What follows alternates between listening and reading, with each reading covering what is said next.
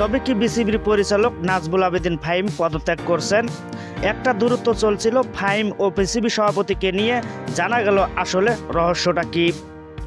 দেশের ক্ষমতার পট পরিবর্তনের পর বদল এসেছে বাংলাদেশ ক্রিকেট বোর্ডের। বিসিবির নতুন বোর্ড সভাপতি হিসেবে দায়িত্ব গ্রহণ করে ফারুক আহমেদ।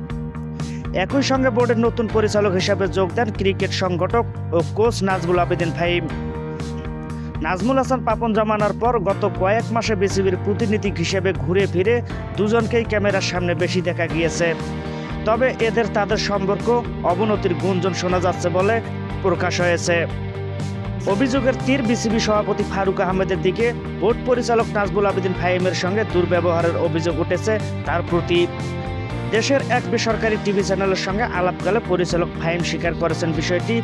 বিসিবি থেকেও পদত্যাগের এক প্রকার ইচ্ছে প্রকাশ করেছেন তিনি।